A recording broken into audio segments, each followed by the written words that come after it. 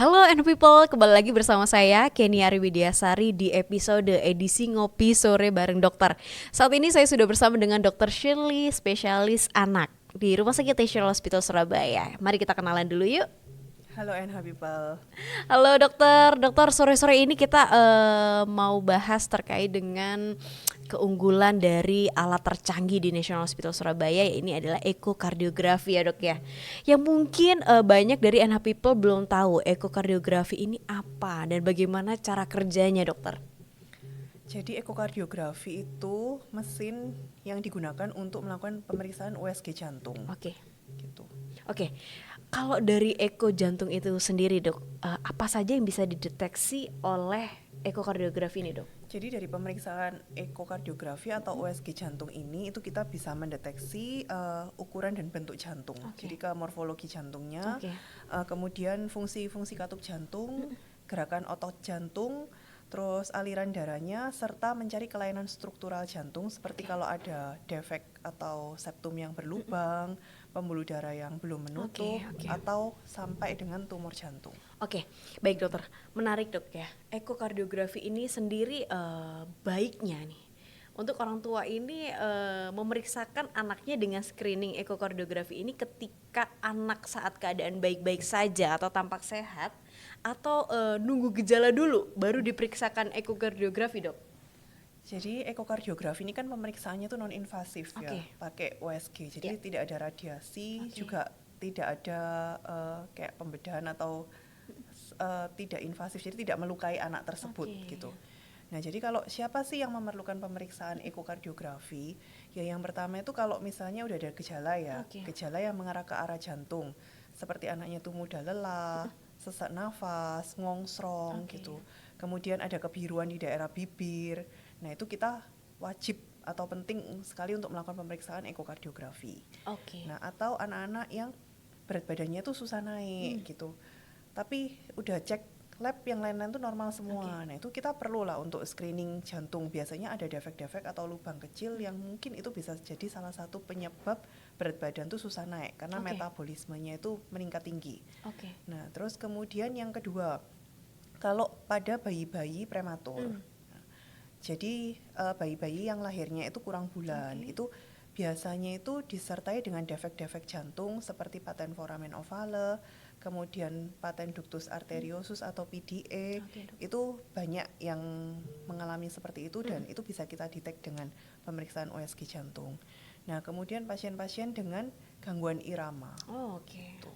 Berarti memang sebenarnya spesifikasi terbaik ketika pasien atau anak dilakukan screening ekokardiografi ketika memang ada gejala-gejala tertentu ya dok ya? Kalau ada gejala itu pasti, tapi kalau untuk bayi prematur itu karena chance-nya itu hingga 80% tuh mengalami kelainan jantung. Jadi kita tuh screening tuh kalau di negara maju itu sudah wajib untuk screening ekokardiografi. Jadi pada intinya memang walaupun anak kelihatan sehat, tetap harus baiknya dianjurkan untuk melakukan screening ekokardiografi ya dok ya? Jadi anak-anak dengan faktor resiko. Oke. Baik dokter. Dokter, kira-kira ada nggak sih pengalaman dokter Shirley ketika ada anak yang sekiranya membutuhkan screening tersebut ketika di dalam ruangan takut dengan alat itu dok? Pasti dong. Jadi walaupun alatnya ini kan nggak ada suntiknya, nggak ada jarumnya, tapi tetap kalau rasa takut tuh anak-anak tuh pasti ada. Gitu. Karena yang pertama itu kan kita kalau eko tuh pakai ada probe-nya ya. Ada probe, kemudian ada jelinya. Jelinya sendiri tuh dingin. Jadi kadang bayi itu atau anak itu kaget, loh ada yang dingin-dingin gitu. Tapi kalau untuk anak yang udah agak besar, mungkin bisa dikasih tahu pelan-pelan itu bisa. Baik. Tuh, nggak perlu takut. Memang alat yang baru bagi anak-anak itu memang terkesan ini dok ya, menakutkan itu sudah hal yang lumrah ya dok ya. Tapi sekali lagi kepentingan untuk melakukan screening itu sangat diperlukan. Baik saat ke anak keadaan baik-baik saja atau bahkan kalau sudah ada gejala malah harus ya dok ya. Harus. Dokter, mungkin ada kapan waktu terbaik atau golden momennya ketika anak itu harus segera nih? Kalau ada gejala ya sebaiknya itu segera. Gitu. Terus kalau misalnya bayi-bayi prematur, biasanya itu kita lakukan itu mulai usia di atas 24 jam. Oke, baik dokter. Dokter mungkin ada pesan-pesan untuk mami-mami atau mom and dad di National Hospital agar tidak ragu dokter, karena kan memang ada keraguan atau bahkan tidak tahu bahwa alat screening ini sangat diperlukan untuk anak-anak gitu dok. Bukan sih, banyak tuh masih orang-orang tuh kan kalau dibilang anaknya tuh menderita sakit jantung tuh masih tabu gitu ya. Kayak, loh kok anakku sakit jantung, terus kayak dunia ini tuh berakhir gitu loh. Padahal kalau sekarang tuh banyak kelainan jantung tuh yang kita bisa sembuhkan, kita bisa lakukan tuh tindakan non invasif ya, invasif lah, tapi tanpa pembedahan jantung. Jadi no open heart gitu. Jadi jantungnya nggak usah diberhentikan, nggak usah dibedah gitu, tapi bisa kita tutup dengan kateter. Jadi ya kalau memang merasa kok anakku ini ada yang aneh gitu, ya lebih baik segera periksa ya moms gitu. Maksudnya tuh dunia belum berakhir kok. Dunia belum berakhir dan semua bisa ditangani dengan cepat ya dokter ya, bisa dicegah juga. Nah untuk mami-mami atau moms and dad yang memang sangat mencintai buah hatinya, kami sarankan untuk segera melakukan screening dengan ekokardiografi, dan di National Hospital semuanya sudah tersedia ya Dr. Shirley. Baik, mungkin ada yang mau disampaikan sekali lagi untuk mom and dad, Dr. Shirley? Enggak sih. Oke, harapannya untuk mom and dad lebih aware ya dengan kesehatan jantung anak.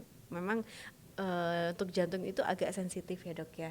Ada yang mengira jantung itu genetik gitu ya. Kalau orang tua nggak ada, otomatis anaknya juga mungkin tidak ada. Padahal tidak hanya itu ya dok. Jadi memang dengan alat screening ekokardiografi ini memudahkan mom and dad untuk segera menangani jika memang ada faktor-faktor penyakit jantung yang diderita oleh anak gitu. Baik, terima kasih NH People yang sudah menyaksikan keseruan podcast hari ini bersama Dr. Shirley, dokter spesialis anak di National Hospital Surabaya. Jangan lupa untuk subscribe channel YouTube National Hospital Surabaya, dan juga banyak sekali informasi menarik di Reels Instagram National Hospital Surabaya juga. Kita juga ada Facebook, TikTok juga ada dokter. Baik, terima kasih NH People sudah menyaksikan dan sampai jumpa. Bye-bye.